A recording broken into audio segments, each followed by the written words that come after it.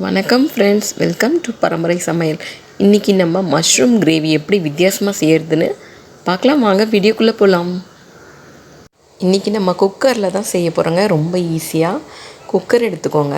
3 spoon oil ஊற்றிட்டு பிரியாணி இலை, பட்டை ரெண்டையும் போட்டுட்டு ஆனியன் பொடிசாக நறுக்கி வச்ச ஆனியனை சேர்த்துக்கலாங்க. நான் 2 ஆனியன் சேர்த்துருக்கேங்க. கொஞ்சம் கருவேப்பிலையும் வாசனைக்கு சேர்த்துக்கலாம்.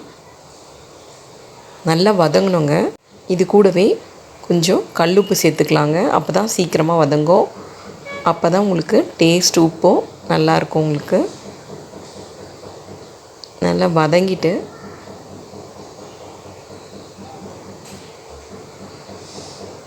இது நல்லா வதங்கினதுக்கப்புறம் நம்ம தக்காளி சேர்த்துக்கலாம். குக்கரில் செஞ்சிங்கன்னா 10 நிமிஷத்தில் நம்ம செஞ்சிடலாங்க. இது சப்பாத்தி, இட்லி எல்லாத்துக்குமே ரொம்ப நல்லாயிருக்கும்.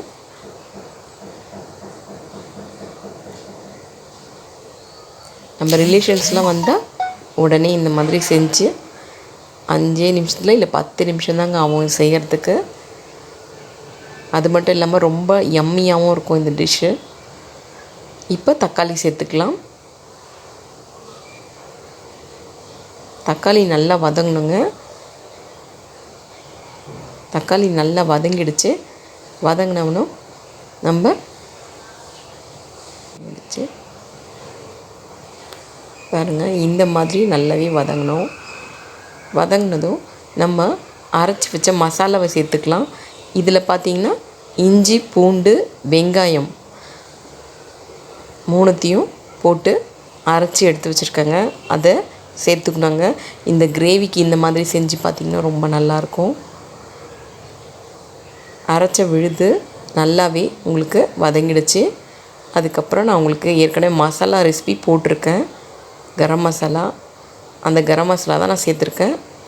நான் 1.5 ஸ்பூன் போட்டிருக்கேன். போட்டு அதுவும் நல்லா வதங்கணுங்க. வதங்கினதும் காஷ்மீரி சில்லி 1 ஸ்பூன் சேர்த்துருக்காங்க. கலரும் நல்லாவே இருக்கும் உங்களுக்கு. அது மட்டும் இல்லாத டேஸ்ட்டாகவும் இருக்கும் உங்களுக்கு. போட்டு நல்லா வதங்கிட்டு அதுக்கப்புறம் மஷ்ரூமை இந்த மாதிரி கட் பண்ணி வச்சுக்கோங்க. கட் பண்ணி வச்சுட்டு அதையும் சேர்த்துடலாம்.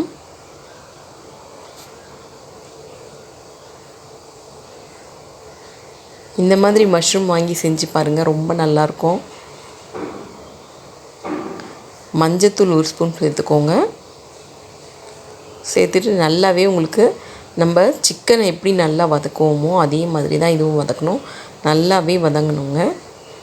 வதங்கினதுக்கப்புறம் நம்ம எவ்வளோ நம்மளுக்கு கிரேவி தேவையோ அந்த அளவுக்கு தண்ணி சேர்த்துக்கலாம். உங்களுக்கு ரொம்ப திக்னஸ் வேணும்னா இதில் கொஞ்சம் முந்திரியும் கசகசாவும் அரைச்சி ஊற்றுனீங்கன்னா ரொம்பவே திக்னஸாக வரும் உங்களுக்கு.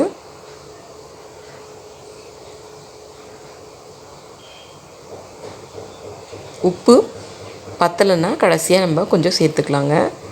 முந்திரியை இந்த மாதிரி இடித்து சேர்த்துக்கோங்க, ரொம்ப நல்லாயிருக்கும். முந்திரி நான் 5 முந்திரி இந்த மாதிரி இடித்து சேர்த்துருக்கேன். கொத்தமல்லி சேர்த்துட்டு மூடி வச்சிடலாங்க. மூடி வச்சுட்டு விசில் போட்டுடலாங்க. இது ஒரு 3 விசில் வந்தால் போதுங்க. நல்லாவே உங்களுக்கு வெந்துடும். ப்ரெஷர்லாம் இறங்கினதுக்கப்புறம் நம்ம ஓப்பன் பண்ணி பார்க்கலாம். பாருங்கள், யம்மியான மஷ்ரூம் கிரேவி ரொம்பவே நல்லாவே ரெடி ஆகிடுச்சு. பாருங்கள் எவ்வளோ நல்லா இருக்குன்னு. இந்த கிரேவி உங்களுக்கு பிடிச்சிருந்தால் லைக் பண்ணுங்கள், கமெண்ட் பண்ணுங்கள், ஷேர் பண்ணுங்கள். மறக்காமல் சப்ஸ்கிரைபில் எடுத்து மறந்துடாதீங்க. நான் இன்றைக்கி இட்லியோட இந்த கிரேவி வச்சு சாப்பிட போகிறேன். நீங்களும் இந்த டிஷ்ஷை ட்ரை பண்ணி பார்த்து எப்படி இருந்தது சொல்லுங்கள். Thank you viewer.